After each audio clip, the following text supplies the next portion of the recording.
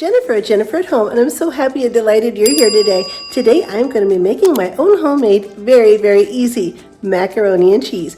I have joined in this macaroni collaboration with Jim from Jim's Kitchen.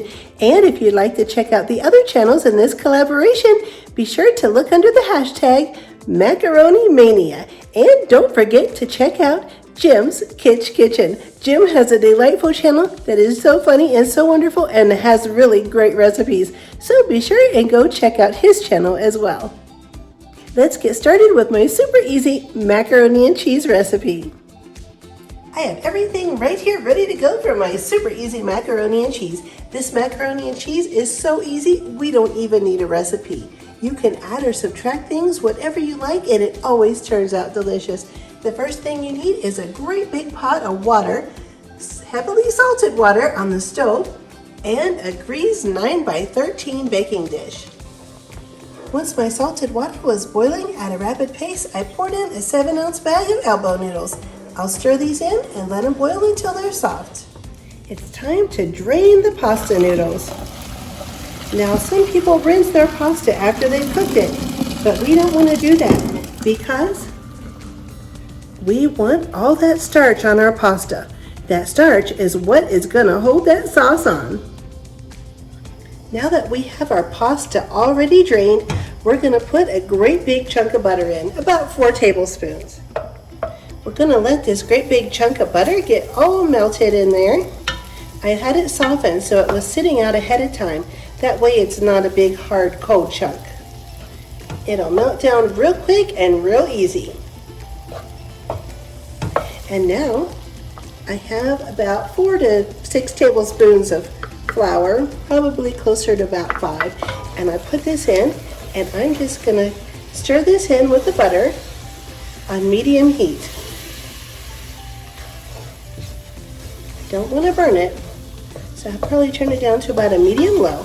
Stir this in, let it cook for a couple minutes. Okay, now that the butter's all melted, I'm going to turn this down.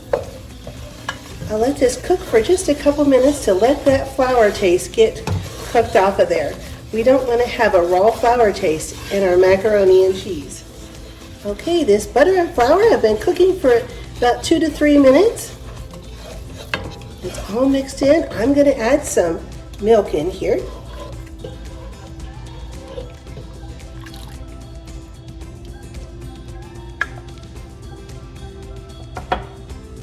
I have just under 2 cups of milk, and I'm going to stir this in with the butter and flour and get it nice and warm. To give my macaroni and cheese a really good creamy taste, I have 1 beaten egg here.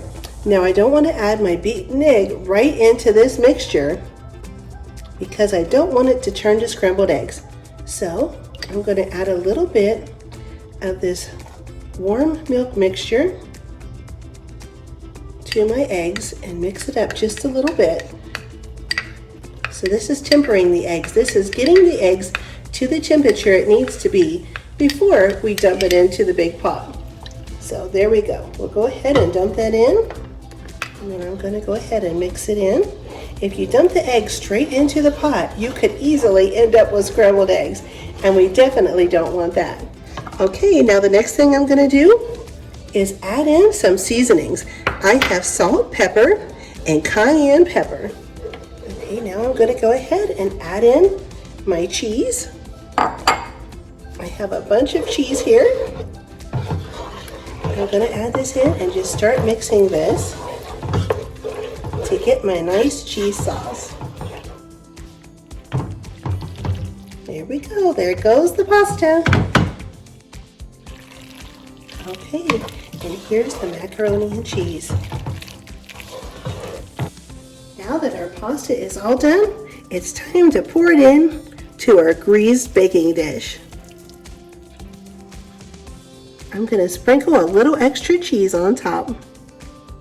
I'm going to bake this on 350 just until the cheese on top is melted and it's warm all the way through.